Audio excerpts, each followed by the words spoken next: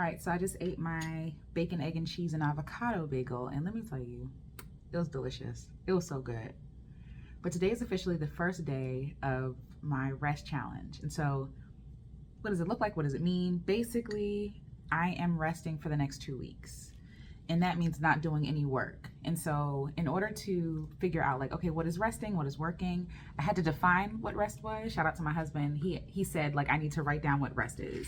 And so at first I wrote down these descriptions of, what work is. At first I wrote down these descriptions of work and I said stuff like, stuff that feels hard or forced. Here we go. What is work? Anything forced, not flowing, striving, trying to be, just not just being, overcomplicating, over-explaining, self-doubt, fear, self-harm, labor, bone dry labor, exhausting myself, going too far, too fast, doing things I don't want to do, obligations and unaligned expectations, unfulfilling effort, ignoring my gentle nudgings, and betraying myself and compromising and lying to myself. So that's what I wrote down about work. And I said, under that, I said, I don't want to do anything that feels like work, nothing. I want to trust God, myself, my makeup, and my inner workings, and let the chips fall where they may. So I've been reading the Nap Ministries book, or Tricia Hersey's book, Rest as Resistance. And she was really inspiring to me because in that book, she talks about how she took a let the chips fall where they may approach. Meaning like what's going to happen is going to happen. I'm going to rest either way, right? Because the question is that I have for myself, what could be better than taking care of myself? Like, yes, I feel like I have all these obligations and I have to make the videos and I have to edit them, I have to post them, I have to, do my podcast and start the business and all this other stuff, but I haven't really given myself time or room to rest. And so the question really is like, what is more important than taking care of myself? Is me posting a YouTube video really more important than me taking care of myself? You know what I mean? Is the pressure of like this pressure that's not real, that we make up and we put on ourselves, like, I have to do this. Who says you have to do anything, right? Like what is that and where is it coming from? Because even in me wanting to post, it's coming out of fear, right? Like, so I'm getting ahead of myself. Either way, I've been feeling tired for a long time. And I was trying to figure out how I can go on a break and rest. I told y'all that I'm trying to become a well-rested Black woman, but I really think I need to start with just like resting, like full stop, cold turkey, no work. Meaning that for the next 2 weeks, and we'll see if I go longer, for the next 2 weeks, I don't want to work. And so I had then, because I want to rest. I want to play, I want to experiment. I want to give myself some room to stretch and to just be. And so I had to redefine what work is. And so finally I came to the conclusion that work is anything that is done for the exchange of something outside of myself.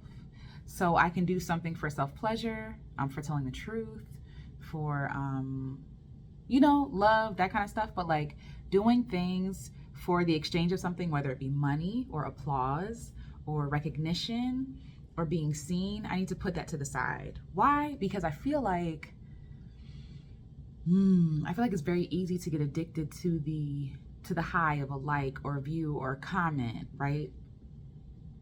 And that validating our work and our worth and our, like, it's like, oh, am I on the right track? It's like, oh, people are liking what I'm saying, so I must be, right? And so that's not what I want to measure my being on the right track by. So anyway, yes. So I don't want to work for the next 2 weeks. What's crazy is that I feel like I'm all over the place, but I hope I'm making sense. But anyway, the crazy thing is that we're at my mom's house right now. So we downsized our apartment. We moved out to move into our RV. That didn't happen. My husband got another job, and so that's fine. That's great. So we're staying with my mother right now. And so some people would call that a failure. Some people would say, you're not like succeeding, because the plan that I had was to downsize and to move into the RV and travel. But God had other plans. And at first I was kicking and screaming and frustrated. And then I said, you know what? This is actually an opportunity. Sometimes the things that we see as roadblocks and the things that we see as like an annoyance or something in the way of trying to get to where we're trying to go is actually an opportunity. And so I'm like, okay, girl, you are staying at your mom's house. You don't have to worry about food or shelter. You don't have to worry about anything else. Like, you have everything you need, right? And the question I asked myself this morning is, do I have everything I need? And the answer is always yes. Even if I'm not in the predicament or the situation that I think I should be in, I always have everything I need. I have lungs, I have breath in my lungs, I have food in my belly, I have clothes on my back. You know what I'm saying? Like, I have friends, I have lovely people in my life who, yeah, even if we weren't staying with my mom, they would see fit that we're taken care of. Like, I have so much abundance around me, but focusing on what I don't have focuses on the lack, focuses on what I don't have access to, this ideal version of what my life should look like. You know what I mean? And so that was taking away from my joy. Now, as far as the work goes, I know I need to take a break to recalibrate, to refocus. You know, I think that some clarity does come from doing, but some clarity comes from being quiet. So in my dream last night, I feel like God was talking to me. Where did I write it down? In my dream last night, God basically said to me, silence is not the absence of clarity. Clarity can come from silence, and sometimes silence is the sign of clarity. When I was laying in the bed, I was thinking about that. Like, God gave me those words. Silence is not the absence of clarity. Clarity can come from silence, and sometimes silence can mean clarity. And I think what I'm clear on is that I deserve to be well rested, and I'm taken care of, and I'm abundant, and I'm enough. And so with that clarity, I want silence, right? Silence, so to speak, like not being so busy, not doing stuff for applause or for money to gain something, because I think I was really caught up in like, oh, I need to gain likes and followers and subscribers and all this stuff that doesn't satisfy the real issue. Like, what, Alicia, what is the real issue? The real issue is that I'm afraid of not posting, not sharing, not creating, not doing, because I've spent so much of my life feeling like and believing that I am worthy because of what I create. I am worthy because of what I make. You know what I'm saying? Like, and if other people like it, then I'm good, right? And this is coming from a person who people pleased her whole life. Her whole life, I people please. And so I think me wanting to take a break, I'm like, oh, I'm gonna let people down, and people are gonna unsubscribe, and the YouTube algorithm is not gonna push me forward. And it's like, okay, and if that happens, then what? Does that mean that my work would not mean anything? Girl, we talking about 2 weeks here. We talking about 2 weeks and possibly into the new year, right? We're talking about 2 weeks to December 31st. You taking a break for what, 6 weeks is not erasing all the work you've done. It also doesn't bear any weight on who you are. If anything, you're showing yourself that you are worthy by taking a break. You know what I mean? So the whole goal for the next 2 weeks, I'm not working. I am resting, I am playing, I am experimenting, I'm communing. And it's actually kind of beautiful because we're going into the holiday season. And so if I do continue to do it through December, it's perfect because then I'll be able to connect and really be there present with other people, right? The wild thing is that I asked God to show me that he's trustworthy. I'll be honest, y'all saw the video already. Like, I've been struggling with feeling like God really sees me and is really taking care of me. And I have trust issues with God. I'm not even gonna lie. I have trust issues because I felt like I've trusted God and he did let me down. And things didn't pan out the way that I wanted them to pan out. And while I know that things happen the way that they need to, I was hurt. I was disappointed, broken. You know what I mean? And I asked God to show me that he's trustworthy. I'm like, please show me that. I want to believe you. I want to trust you. I want to believe in you. I want to see your goodness. I want to see your hand moving. I want to see you working in my life, right? But how I'm going to do that, I'm not giving him an opportunity to work in my life, right? Like, the issue at the end of the day is that I want to be God. That's what I came to. I want to be in control of the story. I want to be in control of everything, which is why I grow frustrated when I feel like my efforts are not amounting to anything or amounting to what I want them to amount to, right? But what if what I have right now is enough? What if instead of focusing on what I don't have, I focus on what I do have? And rest allows us to pause and to contemplate and to really consider and give gratitude for the people we have, the things we have, the access we have, like the people we're becoming, the people we are, because in this moment, I am enough. I am everything, right? Like, in this moment, I am everything I need to be, right? Like, I'm not everything, but you know what I'm saying? Like, I'm everything that I need to be. I lack no good thing. I lack no good thing. And I'll share that with you all later, the writing I gave to myself. But basically, right, Day one. So every day I'm trying to focus on a scripture that is either talking about rest or trust. Rest or trust. So today's scripture is Psalm 27. And it says, some trust in chariots, some others in horses, but I will trust in the Lord my God, right? And the question I ask myself is, what have I been trusting more than God? What have I been putting my trust in? And I had to be honest with myself, right? Like, because the only way to heal is to face, to confront, and to go through. Like, I don't want to avoid myself. I'm not trying to play it nice. Like, no, like, the only thing that is kind to me, the kindness is not hiding from my problems. Kindness is facing them on and being so committed to myself that I'm going to be honest with myself, right? So the things that I wrote down that I have been trusting in more than God, my own strength, my own might, right? Forcing things and not flowing. When I feel like something is being forced, it's because it's my ego. It's because I'm trying to make something happen that I think should happen, right? I've been trusting in modes of money making as an artist. So like with YouTube, which is why I go frustrated when stuff doesn't work, because ad revenue don't really pay that much. Let's be real. It don't pay that much. I make more on, photo gigs and stuff like that than I do on YouTube right now. And so hopefully in the future that happens, but it's not happening right now. And so instead of me listening to my soul and my spirit about what to create, I can feel the pull to create stuff that people want to see as opposed to what I want to create. And that comes from lack, right? That comes from scarcity, because I believe that my ideas aren't good enough. And I believe, and I buy into the belief that I have to please other people in order to be celebrated, which is going back into the people-pleasing thing. People-pleasing rears its ugly head in so many different ways. Other things I'm trusting in, other people's opinions, their thoughts, their methods, their direction, even when it feels out of alignment. I might still do something that feels out of alignment simply because other people say that I should do it, right? And I know that I don't want to do it, but I'm like, well, let me try it. And then I'd be mad when it don't work out because I spent all this energy doing something I didn't want to do in the first place. Or pumping out stuff just to have stuff out there, right? What I love about what I do is that what I say is what I mean, and it is in alignment most times. But I need to change my focus on the outcome of the thing that I can't control. I cannot control the outcome. I need to change my focus from that to the work that I'm doing, and that being enough, because I always have enough, like, to do the work that I need to be doing. People always get the message they need to hear, right? It's not about the numbers. It's not about, and I know that we say that, and like vanity metrics are very much a thing. Like, people are focused on how to get more subscribers, more looks, more whatever, blah, blah, blah. But I'm trying to change my energy and put that more into like, how do I serve the people who want to be served? How do I take care? How do I become a good steward over what God gave me? Whether that be resources, people, time, energy, you feel me? And following the grind and the hustle of the algorithm on YouTube, because that's all it is. It's just hustling and grinding in a different way online. Like, it takes you out of alignment. It takes you out of alignment, and it makes you betray yourself. Other things I'm trusting in: my hustle, grind, overworking, others' affirmations and applauses, people pleasing. Like, it's my drug of choice. Like, it is the thing that I have been addicted to because I felt so unseen. And really getting to the heart of that thing, right? It's not even about like, oh, I want to be the greatest in the world. It's really like, I just want to be seen. Because I spent so much of my younger years not being seen, not being valued, not being heard, right?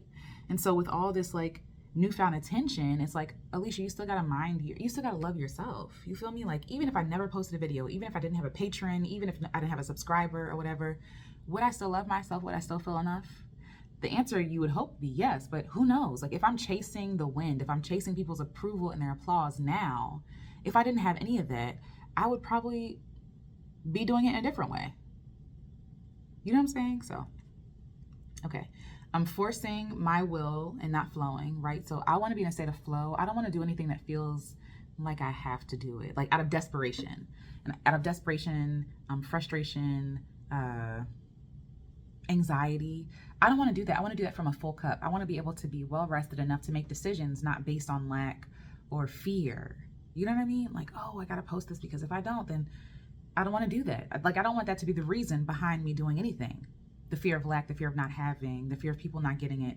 I want the reason why I share something or create something to just be for joy, for pleasure, but also for purpose. I want everything to have an intention that is not just rooted in vanity, you know? Trusting in the world systems and algorithms and the pressure, right? Capitalism, bondage, wickedness. It's all wickedness. It's all wickedness. And so to that, now that I've been honest about what have I been trusting in more than God, the next question I ask myself is, how can I begin to trust God? Putting it all down for a season, retreating. I feel like the number one act of worship I can do right now is just give God all the things. Like, here, just take it. Like, I'm anxious, I'm frustrated, it's not working, I'm annoyed, you know what I mean? Here, just take everything. Just take it. All of my endeavors, like, let me just lay it here. You do with it what you want to do with it, but I want to retreat into myself and into God. You feel me? Like I'm trying to get like recentered, refocused, realigned, and I can only do that by going to the manufacturer who put me together, which is why I'm going back to the Bible and things like that. And it's just for me, obviously, because some people don't believe in God, but I do. Like I do, and the only way for me to get back in alignment is to get like going to a chiropractor, right? The chiropractor knows how the spine is supposed to align. They know what needs to be fixed and adjusted, right? And I feel like by going to God and really tucking away from the world, God can readjust some things that he couldn't if I was always moving and on the go and being distracted. And I also want to see myself. So yeah, so I'm retreating for a season, putting it all down and saying, what else is better than taking care of myself? How can I better honor God than by taking care of my body? It's not possible. It's not possible to better honor God than to take care of myself.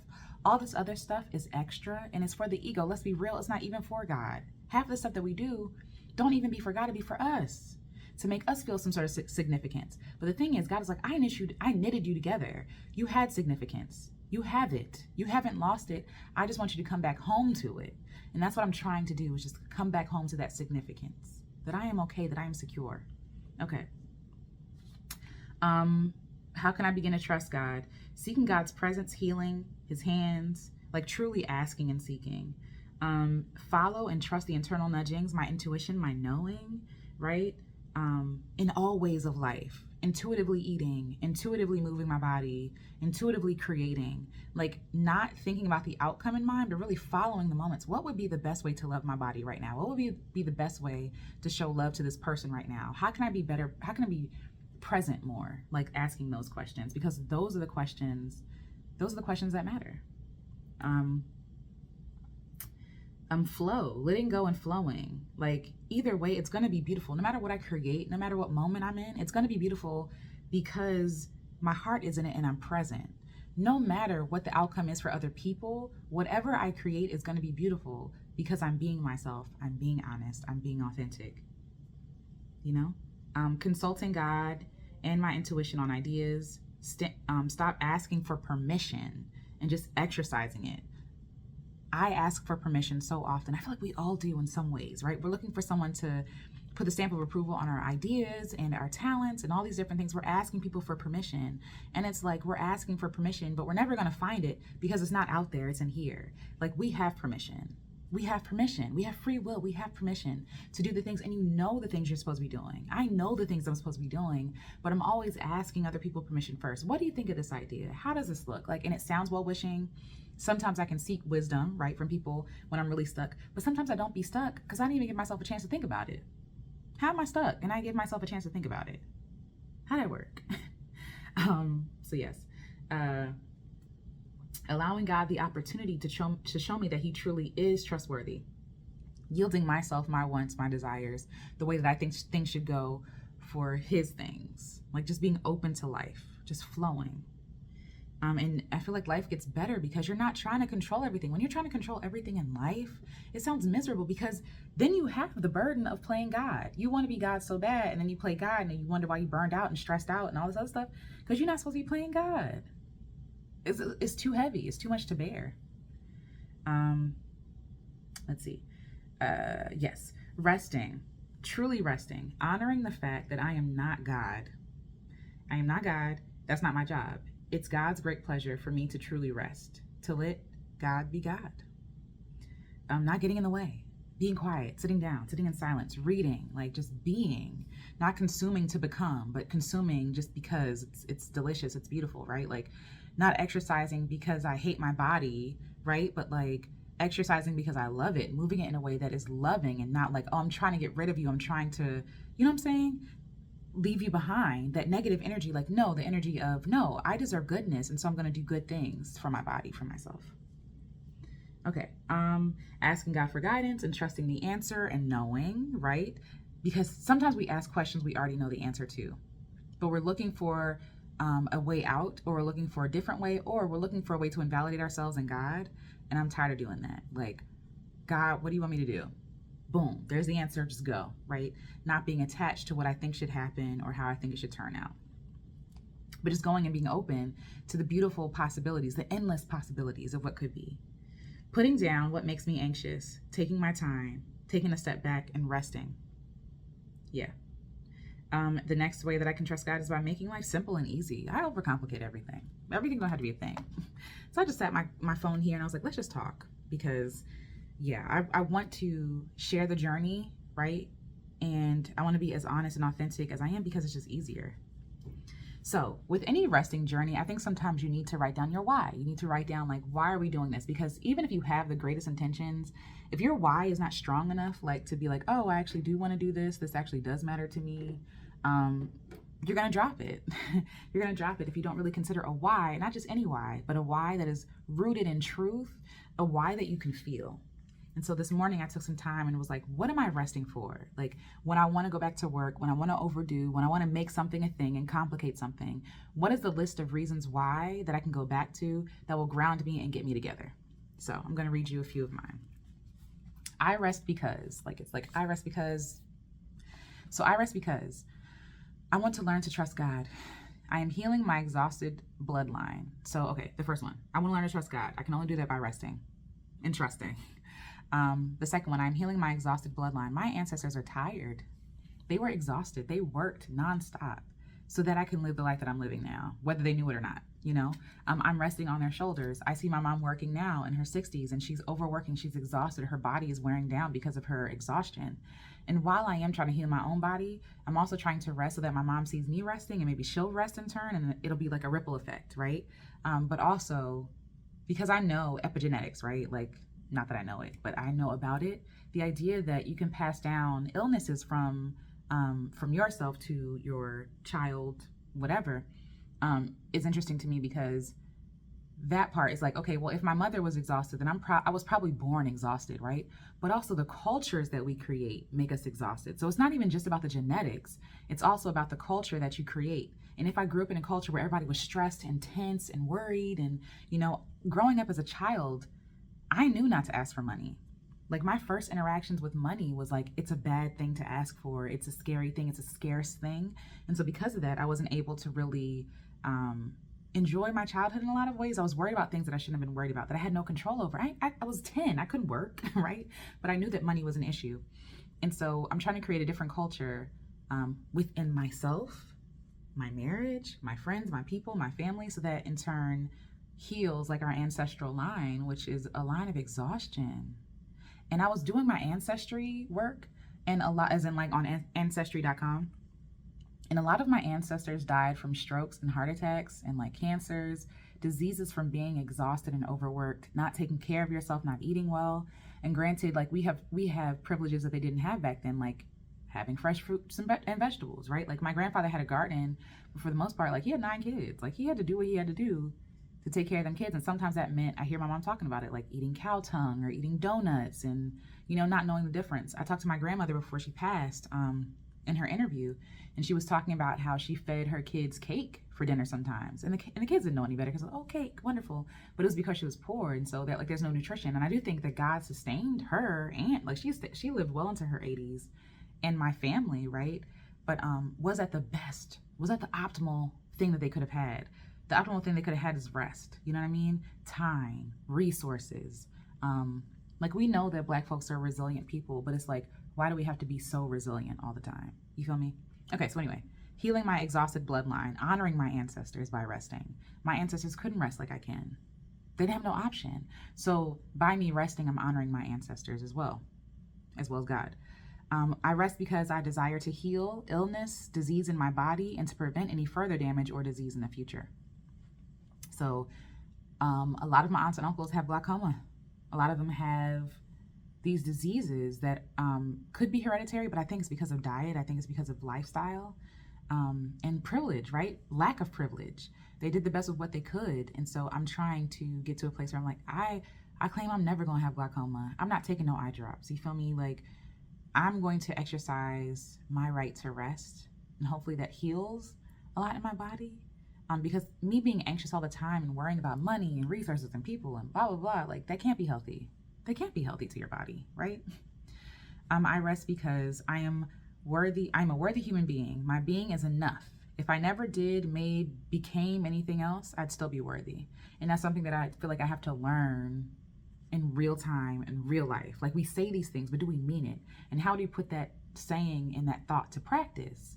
And I think a big part of putting that into practice is by showing myself, okay, you say that I'm worthy, so rest. Don't do anything. Don't make me work to earn love. Make me work, like, don't make me put my soul to work to be seen. It's like, no, you're seen, you're taken care of, you're secure now. You're okay. You're okay. And I'm going to take care of you. Saying that to myself, I'm going to take care of you. Like, I got you.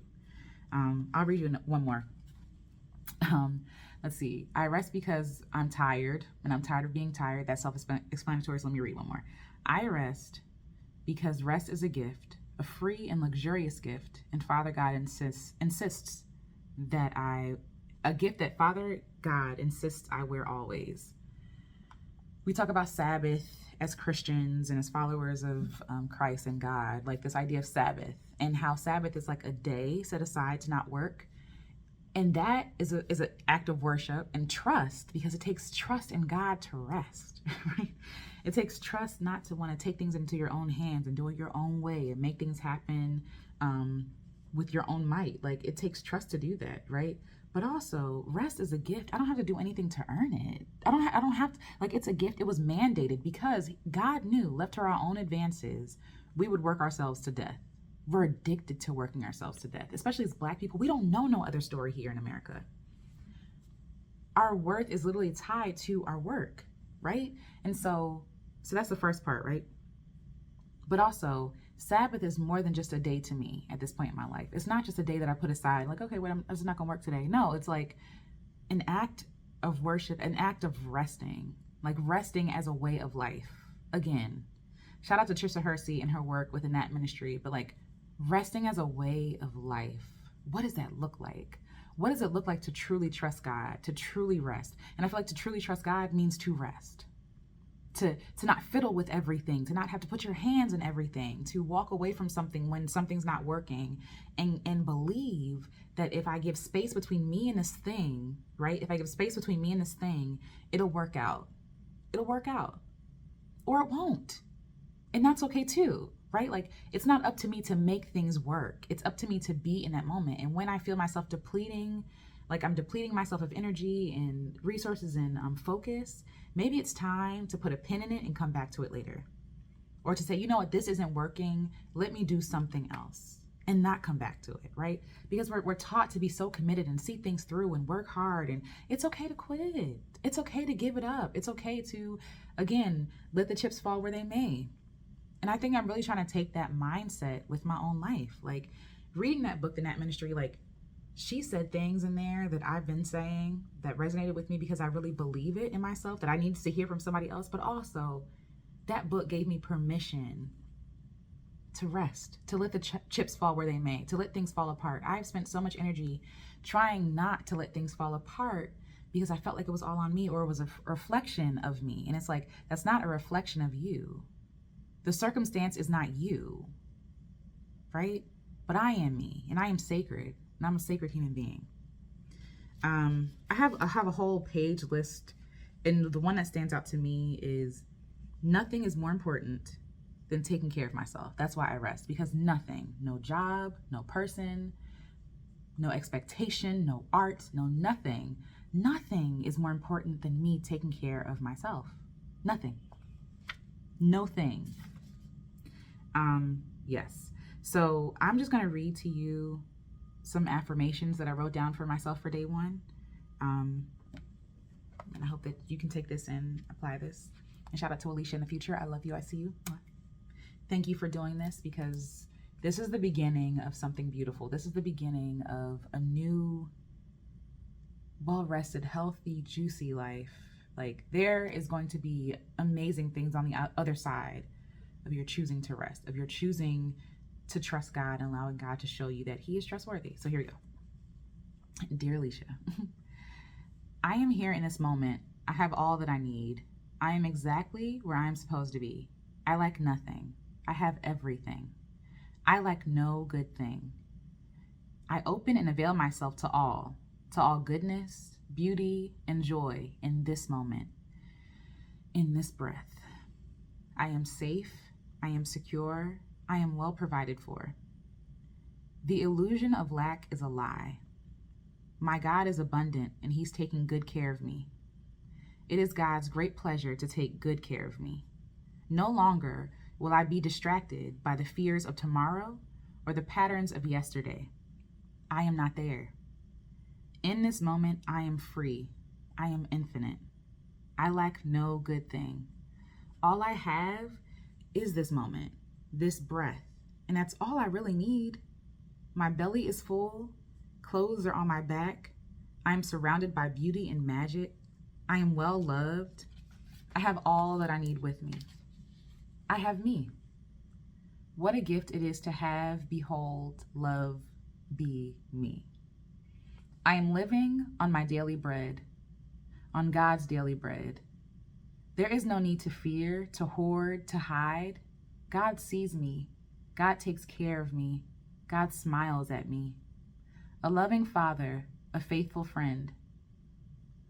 You are safe. You are provided for. You are seen. You are secure. You are here. Here is enough. Here is everything. You are enough. Thank you for me. I thank you for this moment being everything. Yeah, so that's day one of my rest challenge. And I'll talk more later in a different video, but there are different ways to rest. It's not just about sleeping. It's not just about napping or not doing anything. Sometimes rest looks like creative play. It looks like doing stuff. Again, if work is doing something in the exchange of something else from somebody else, right? Validation, money, then everything else could be play. So me creating just for myself or just for fun, or me, taking myself out on a date or going to a museum, like all those things could be restful practices because it removes me from the need of being approved of. If I'm doing stuff just for myself, I don't need anybody else's approval except my own, nobody else's permission except my own. And so by unplugging from systems and work that validates me and, strokes my ego, it allows me to just be present with myself and see myself as enough to do that hard work, because that work is hard. It's easy to do things for people's applause. It's easy. It's harder to be by yourself. It's harder to rest. I just feel good in this moment. I feel excited. I'm excited to let the chips fall where they may. And it sounds so crazy because it's only 2 weeks, like, girl, relax. But even if it is 6 weeks, like, why am I not worth those 6 weeks? Why do I always have to be doing something? And to be honest, I thought about posting something on my socials and stuff to be like, oh, guys, I'm taking a break. I'm not doing that, because that in itself is not even giving opportunity for trust and rest. It's still playing God. It's like, I see what you're trying to do there, Alicia. I see what you're trying to do there, Alicia. Me backing away, not saying anything. That is the test, because like, oh, maybe people could be like, oh, where's she at or whatever, right? Like that leaves room for the trust. And I also don't need to explain to anybody that I'm taking a break. I don't. Like, they're not my God. They're not my permission slip. Like, that's my God and my permission slip. And I give myself permission too, So, yeah, just like going cold turkey. Like, no, I'm not doing it. I deleted apps from my phone to not make me feel productive. To just be able to be in the quiet with myself, no matter what's happening, but just like feeling the quiet, So I'm excited. I know that something good is going to come from this obedience, because I've been putting this off for weeks. I'm not going to lie, weeks, trying to figure out, maybe if I batch record and then post it and then chop up old stuff and then post it, but it's still holding on to that control of being seen. It's still holding on to that control of, I know when I'm trying to play myself. And God knows when I'm trying to play myself. I'm too smart to play myself. So like, just some reflection. I'm like, no, you're still trying to exercise control and you're still not letting go. Let go. Let go of your need to prepare to rest. Let go of your need to prepare other people or to over explain or for people not to get it. Let go. Let go. So yeah, that's day one.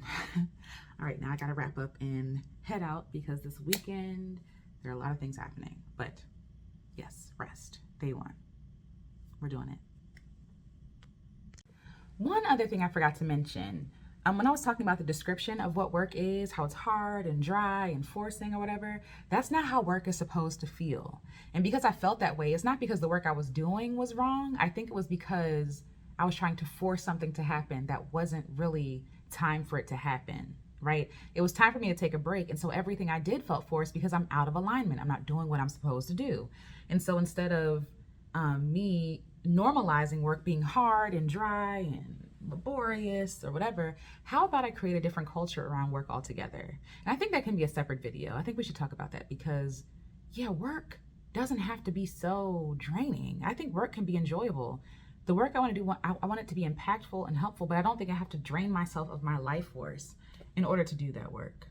So that was a sign for me, writing down that description, looking over it, like, why does work feel this way? What is that? Why? No wonder why I want to take a break, because work feels like this. Well, how about we change the definition of work? How about we change the culture around the work that I do? I'm interested. So, different video, but I just thought I'd give that a thought.